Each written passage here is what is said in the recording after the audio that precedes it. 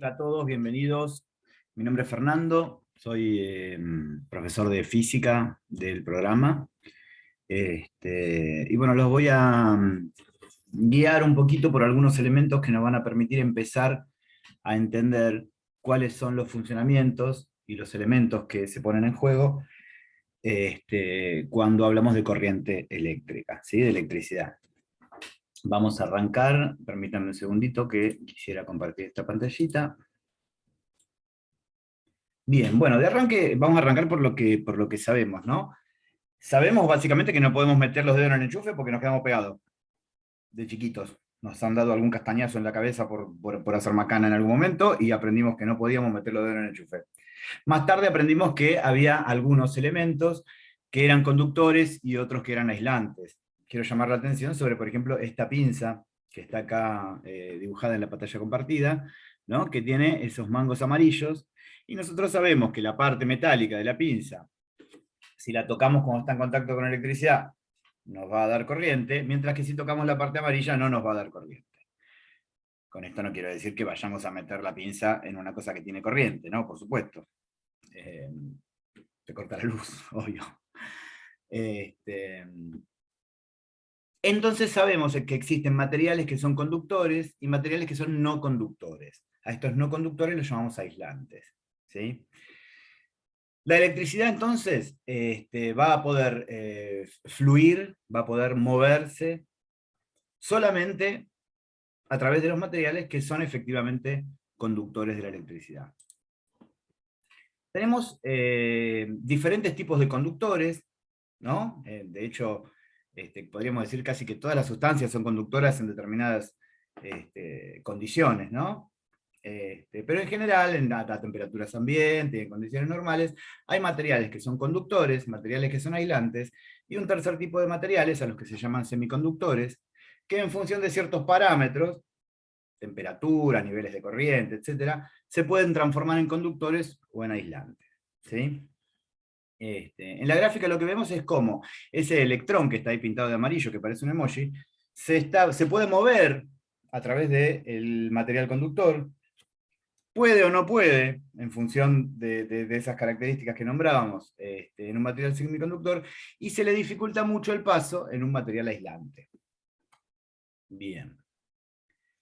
Conductores y aislante. Bien. A los conductores, a los materiales conductores, podemos calcular que son mejores o peores conductores en función de la resistencia que oponen al paso de la corriente eléctrica. Ya es momento de decir que la corriente eléctrica se trata de cargas eléctricas, ¿sí? Pero materialmente y en términos específicos se trata del flujo de esas partículas subatómicas que conocemos como electrones de carga negativa, que se produce a través de algunos materiales que les permiten el paso, ¿sí? El flujo de electrones entonces va a estar determinando la corriente eléctrica. Mayor flujo de electrones, más corriente eléctrica; menor flujo de electrones, menos corriente eléctrica. Esto ahora lo vamos a ver un poquito más adelante. Los materiales conductores, o sea, el conductor, pensemos en un cable. Un cable va a tener mayor resistencia, va a oponer mayor resistencia al paso de la corriente eléctrica, en la medida que es más largo. Cuanto más largo sea un cable, más resistencia va a oponer. Por eso no podemos tirar un cable, qué sé yo, yo estoy ahora en Castelar, no puedo tirar un cable para calentar la pava del mate hasta Villa Urquiza, porque no va a llegar la corriente. ¿Por qué? Porque esa longitud de cable es tan grande que no va a permitir el paso de corriente. Se eleva mucho la resistencia al flujo de la corriente. Una forma de que la resistencia disminuya es hacer el cable más grueso, ¿sí? Cuanto mayor es la sección, entonces vamos a tener un cable que va a tener menor resistencia. Eso está en esta gráfica. Eso está en esta gráfica, donde vemos este corte que parece un óvalo, ese corte transversal, es la sección del cable. Vemos la longitud de ese cable, y tenemos un tercer elemento que ahora lo vamos a conversar después con más especificidad, que es esta letra que parece una P minúscula, es una letra Rho minúscula, y representa la resistividad, que es una característica propia del material. Cada material tiene una resistividad distinta, ¿sí? Los materiales que tienen una resistividad muy alta son malos conductores, y los que tienen una muy baja son buenos conductores. Para que la corriente eléctrica fluya por este conductor, tiene que establecerse un circuito, ¿sí? Acá lo que tenemos dibujado es un circuito muy básico, muy común y muy fácil de entender. Como generador tenemos una batería, con su lado positivo, su lado negativo, como cualquier pila que hayamos visto alguna vez de una linterna, un interruptor que corta o admite el paso de la corriente, y dos lamparitas, que se van a prender si pasa corriente y se van a apagar si no pasa corriente. Comentario muy chiquito. Esto es una forma de representarlo, un dibujo. No siempre un dibujo es tan cómodo de hacer, sobre todo cuando a veces hay que dibujar muchas veces, muchos circuitos, etc. Entonces lo que se utiliza es esquematizar estos elementos a través de este tipo de esquemas gráficos, en los cuales tenemos, una vez más, la batería, el interruptor y las dos lámparas, ¿sí? Pero a partir de una cantidad de símbolos normalizados que le permiten a la persona que está leyendo un plano o un esquema, poder identificar cómo funciona ese circuito sin tener que hacer un dibujo que parezca de Rembrandt, ¿no? Digo Rembrandt porque no se me ocurre otro pintor. Bien. Vamos a ver entonces cómo funciona ese circuito, ¿sí? A ver si acá lo llegamos a ver. Tenemos dibujado un circuito eléctrico, difícil de entender, raro, con unas cosas mágicas que son los electrones, que van, que vienen, que no se entiende nada, y un circuito hidráulico, mucho más sencillo. Una bomba hidráulica que hace circular el agua,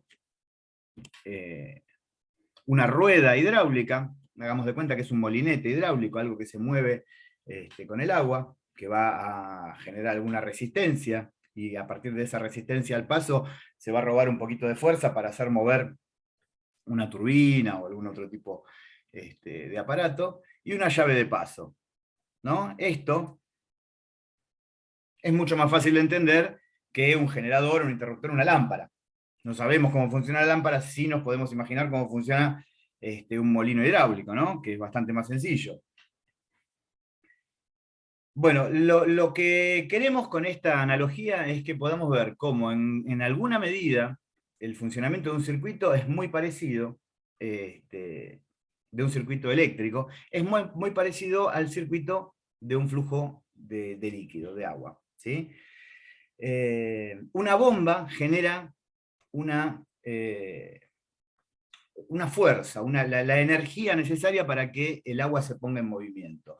¿Cómo la genera? De un lado de la bomba hay mucha presión, y del otro lado de la bomba hay poca presión.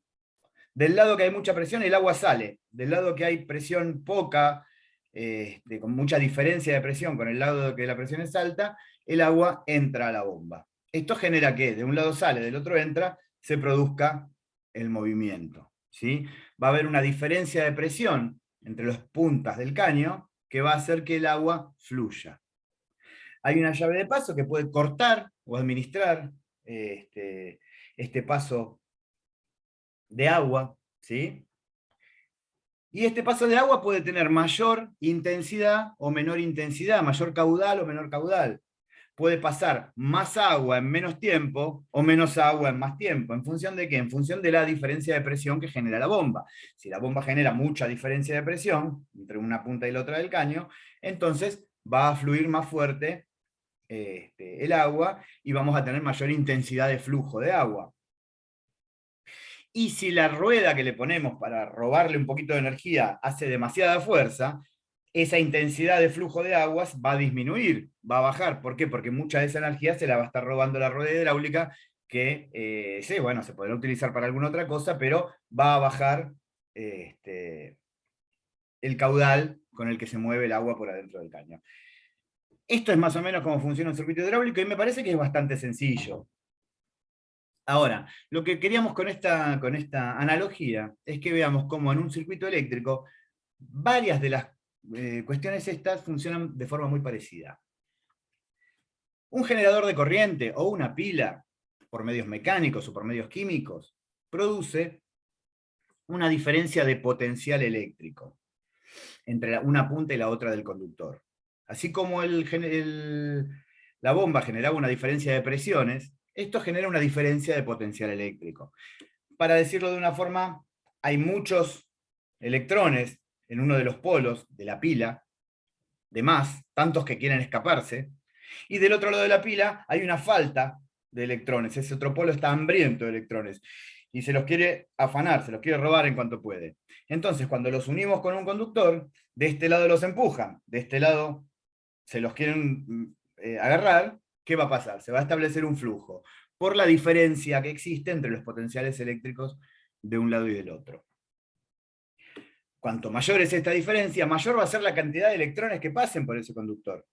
Así como mayor es la cantidad de agua que pasa, si la bomba es más poderosa, si la pila o el generador es más poderoso, va a ser mayor la cantidad de electrones que pasen en función de las unidades de tiempo. O sea, en un segundo pasarán mucho más electrones si la diferencia de potencial eléctrico es grande que si fuera chiquita, donde pasarían menos electrones. ¿Sí?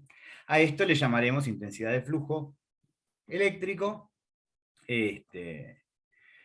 Y en vez de contar cantidades de agua, moléculas de agua, vamos a estar contando electrones que pasan por el conductor. Y finalmente la resistencia, que es lo que se opone al flujo de corriente. Un estrechamiento en una manguera o una rueda hidráulica que hace mucha fuerza en contra, genera una resistencia al flujo de agua. Asimismo, cualquier aparato que pongamos en un circuito eléctrico, o incluso si los cables son muy finitos o demasiado largos, como habíamos dicho anteriormente, nos vamos a encontrar con que producen una resistencia al flujo de esa corriente. Y esa resistencia se manifiesta de forma inversa a la diferencia de potencial. O sea, si la diferencia de potencial aumenta, aumenta el flujo. Bueno, si aumenta la resistencia, disminuye el flujo. ¿Sí? Estos tres elementos los van a ver más en profundidad cuando vean el tema de ley de Ohm. Vamos un cachito. Decíamos recién, la intensidad de corriente eléctrica la vamos a estar midiendo en cantidad de electrones por segundo que pasan. Como los electrones son muy chiquititos y las cantidades de electrones son enormes, los medimos en una unidad que es una cantidad fija de electrones. Esta unidad es el coulomb. No lo van a preguntar, no va a ser parte de nuestros exámenes, pero un coulomb de carga eléctrica es una cantidad, o la carga equivalente a una cantidad determinada y fija de electrones. Así como no nombramos un litro de agua por los millones de moléculas que la componen, no nombramos un coulomb de carga por la cantidad de electrones que lo componen, sino como una unidad, como un patrón de unidad.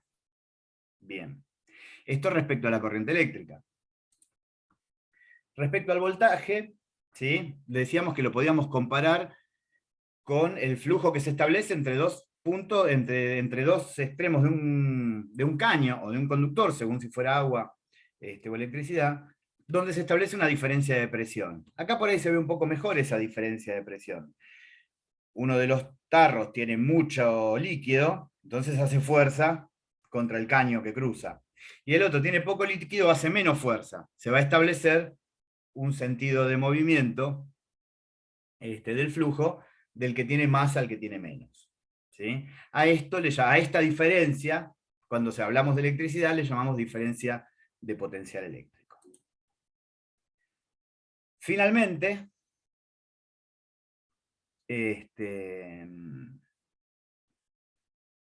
nos quedan por ver, ahora ya sabemos más o menos qué es un circuito eléctrico. Bueno, en sucesivos videos vamos a ver qué características tienen esos circuitos eléctricos, qué tipos de circuitos eléctricos hay y cómo en alguna medida calcularlos.